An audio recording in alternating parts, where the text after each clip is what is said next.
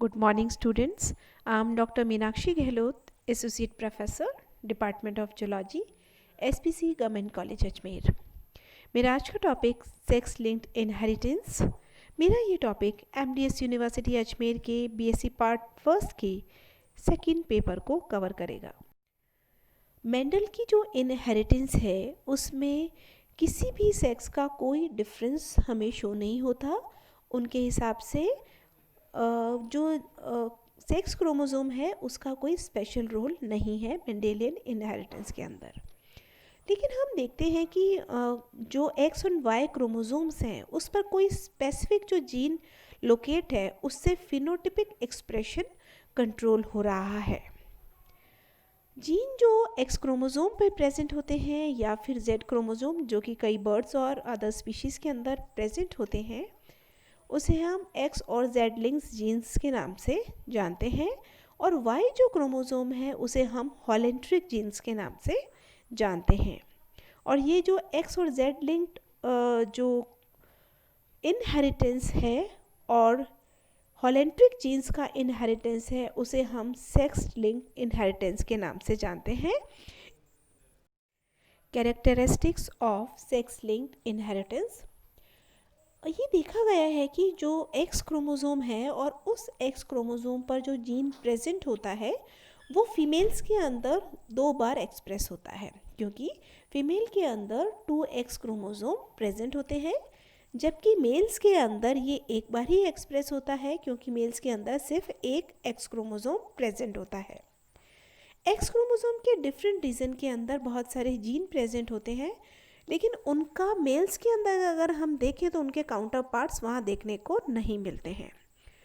तो जब भी डोमिनेंट या रेसेसिव किसी भी सिचुएशन में अगर हम मेल का फिनोटाइप देखते हैं तो उसका इफ़ेक्ट वहाँ पर हमेशा शो हो जाता है, क्योंकि उसका काउंटर पार्ट वहाँ पर प्रेजेंट नहीं होता।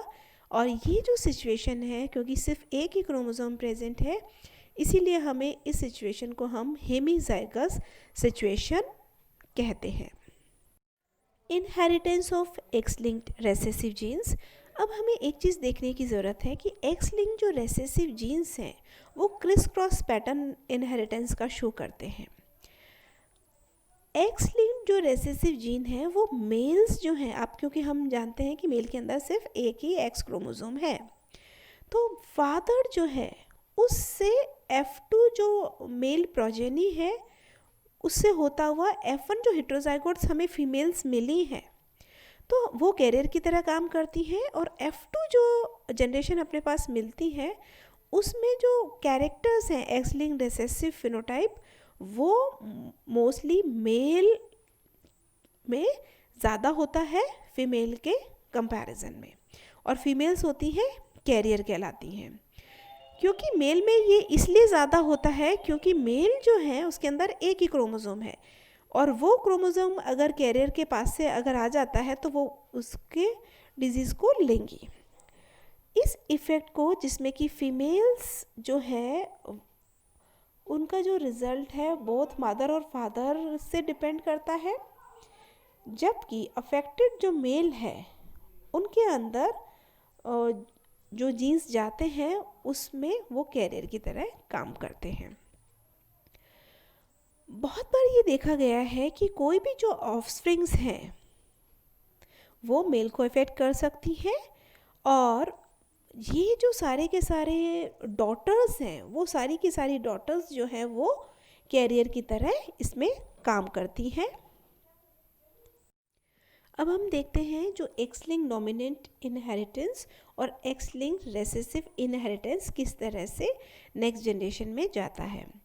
फर्स्ट में हम देखते हैं कि अफेक्टेड जो मदर है उसका क्रॉस अनअफेक्टेड फादर से अगर होता है तो हमारे सामने जो सिचुएशन क्रिएट होती है वो ये है कि यहाँ पर जो फर्स्ट जो फादर हैं जिस पर कि कोई इफ़ेक्ट नहीं है वो किसी भी तरह के जीन को कैरी नहीं किए हुए हैं, जबकि अफेक्टेड जो मदर है, क्योंकि हम डोमिनेंट की बात कर रहे हैं तो एक जीन इसने कैरी किया हुआ है। इसके जो गैमीट्स बनेंगे तो उसके बाद जब हमारे पास जनरेशन आएगी उसमें आप देखिए अनअफेक्टेड, इसके अंदर सन जो होगा वो अनअफेक्टेड बनेगा, और एक जो सन है वो अफेक्टेड बनेगा, क्योंकि दोनों एक एक क्रोमोसोम्स जो हैं वो कहाँ पर एक एक को मिलेगा। तो इसमें से एक अगर कैरी हो गया तो दूसरा, क्योंकि वाई क्रोमोसोम है, ये तो कैरी कर नहीं रहा, तो ये अपने आप ही एक्सप्रेस हो जाएगा, तो सन अफेक्ट हो जाएगा। दूसरी सिचुएशन, क्योंकि हम कह रहे हैं कि डोमिनेंट ये है, जब डोमिनेंट होगा तो सिर्फ एक अगर जीन भी प्रेजेंट है तो भी एक्सप्रेस हो जाएगा। तो इस वाले सिचुएशन में हमारे पास क्या होगी, सिर्फ हालांकि एक ही जीन एक्सप्रेस, एक ही जीन है लेकिन डोमिनेंट है, इसीलिए फीमेल भी एक एक्सप्रेस हो जाएगी इनहेरिटेंस में। और एक जो फीमेल है, क्योंकि इसने कैरी किया हुआ है फादर से, तो वो अनअफेक्टेड था, तो एक फीमेल अनअफेक्टेड रहती है। तो इस तरीके से हमारे पास 50-50% का रेशियो बनता है। 50% गर्ल्स अफेक्टेड है, 50% बॉयज़ अफेक्टेड आते हैं एक्स लिंक डोमिनेंट इनहेरिटेंस में। अब हम बात करते हैं एक्स लिंक रिसेसिव इनहेरिटेंस की। एक्स लिंक रिसेसिव जो इनहेरिटेंस है उसमें हम देते हैं जैसे अनअफेक्टेड फादर थे और इसके अंदर कैरियर जो मदर है, क्योंकि रेसेसिव के अंदर ये देखिए यहाँ पर जो जीन है वो रेसेसिव है, तो अगर दोनों सिचुएशन अगर होगी तभी वो अपने आप को एक्सप्रेस कर पाएगा।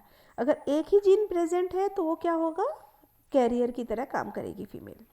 अगर मदर कैरियर है और फादर अनअफेक्टेड है, तब हमारे पास जो सिचुएशन आती है वो है एक जो सन है वो अफेक्टेड है, क्योंकि एक जीन तो उसको मिल गया और एक जीन होते ही उसका कॉम्प्लीमेंट्री इसके पास जीन नहीं है, तो ये वाला जीन एक्सप्रेस हो जाएगा, तो सन अफेक्टेड हो जाएगा, एक सन अनअफेक्टेड आएगा।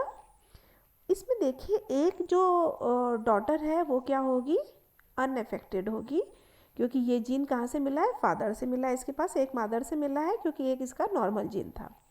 एक में देखिए फादर का एक नॉर्मल जीन आ गया और एक मदर का अफेक्टेड जीन इसके अंदर आया है, तो ये कैरियर की तरह काम करेगी, क्योंकि रेसेसिव जब जीन है तो ये अपने आप को एक्सप्रेस नहीं कर पाएगा।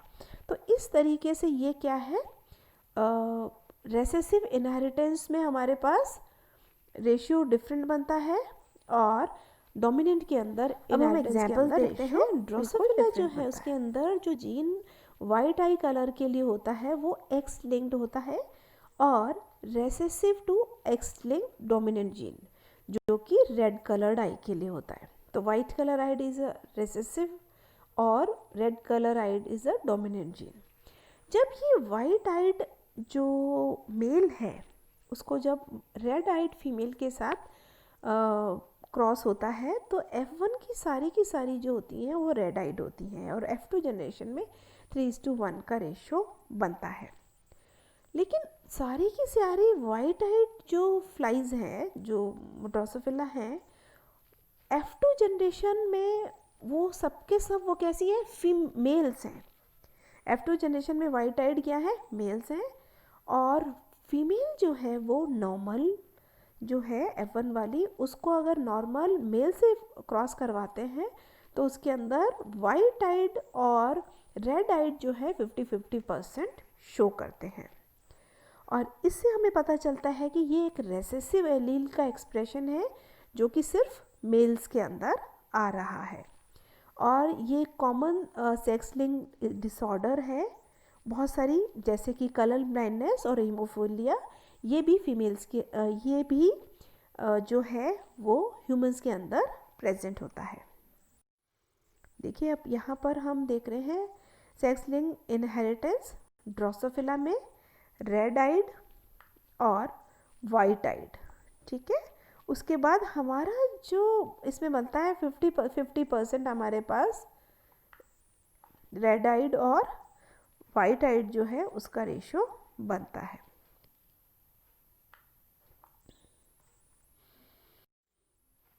डिसऑर्डर्स ह्यूमंस में देखिए कलर ब्लाइंडनेस और हीमोफीलिया।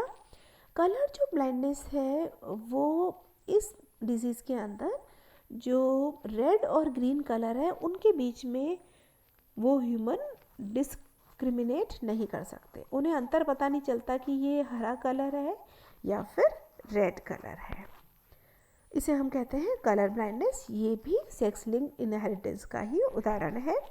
दूसरा है हीमोफीलिया। हीमोफीलिया जो है वो रॉयल डिजीज़ के नाम से जानती है, क्योंकि ये जो है वो बहुत ही सीरियस डिजीज़ है और इस डिजीज़ के अंदर जो ब्लड जो होता है वो क्लॉट होने की कैपेसिटी इसके अंदर ख़त्म हो जाती है और इनके अंदर जो ब्लड क्लॉटिंग फैक्टर्स जो होता है 8th फैक्टर जो होता है और फैक्टर 9 ये दोनों प्रोटीन्स नहीं बन पाते हैं। यहाँ पर हम देख सकते हैं एक्स लिंक्ड डिसऑर्डर्स। फर्स्ट हम सिचुएशन ले रहे हैं अनअफेक्टेड फादर और अनअफेक्टेड कैरियर मदर। तो इस सिचुएशन में हम देखते हैं हमारे पास अनअफेक्टेड सन, अनअफेक्टेड डॉटर, अफेक्टेड सन और अनअफेक्टेड कैरियर डॉटर मिलती है। तो ये सिचुएशन हमारे पास कब मिलती है? जब रिसेसिव इनहेरिटेंस शो होता है। Inheritance of X linked dominant gene. Dominant gene का किस तरह से इनहेरिटेंस होता है?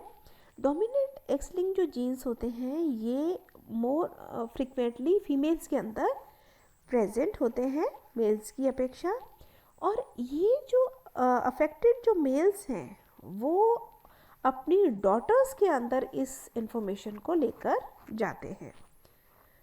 फीमेल जो है यूजुअली ये जो अपने इनहेरिटेंस है वो हाफ सन्स को मिलता है और हाफ डॉटर्स को मिलता है डोमिनेंट इनहेरिटेंस के अंदर।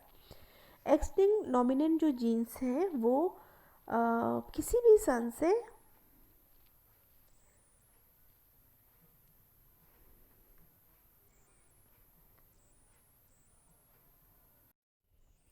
एक्स लिंक्ड डोमिनेंट इनहेरिटेंस, इस इनहेरिटेंस में अपन देखते हैं अगर अनअफेक्टेड फादर है और अफेक्टेड मदर है तो हमारे पास जो सिचुएशन आती है उसके अंदर अनअफेक्टेड सन, अफेक्टेड डॉटर, अफेक्टेड सन और अनअफेक्टेड डॉटर्स। यानी इस सिचुएशन में अगर हम देखते हैं तो हमारे पास जो रेशियो बनता है वो क्या बनता है?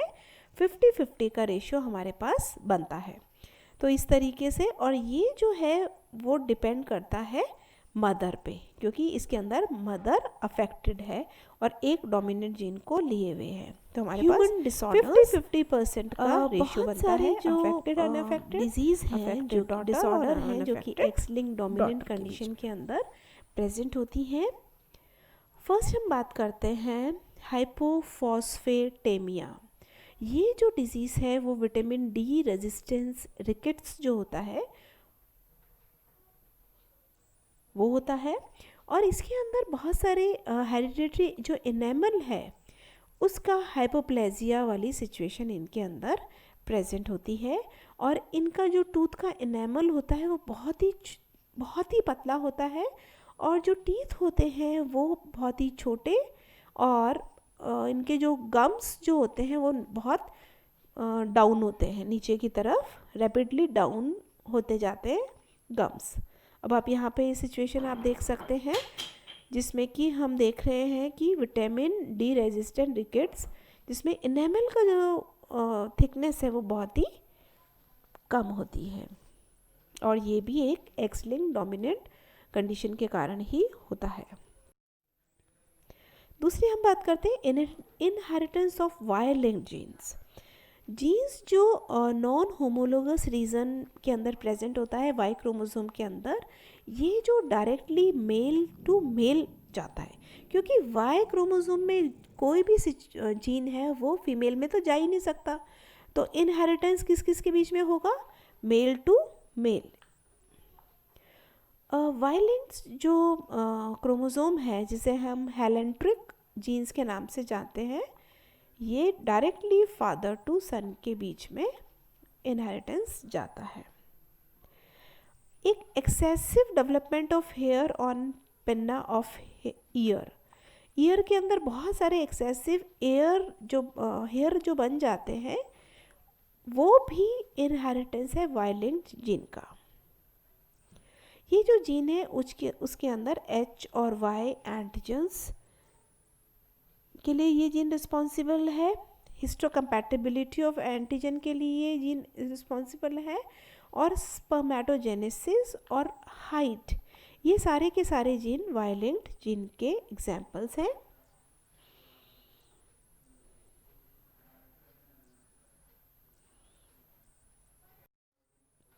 आज हमने सेक्स लिंक्ड इनहेरिटेंस के बारे में जाना कि किस तरह से एक्स लिंक्ड रेसेसिव और डोमिनेंट और वाई लिंक्ड जो जीन हैं वो किस तरह से एक जनरेशन से दूसरी जनरेशन में आ जाते हैं और किस तरह से उनका रेशियो बदल जाता है अगर वो जीन डोमिनेंट है या फिर रेसेसिव है। Thank you.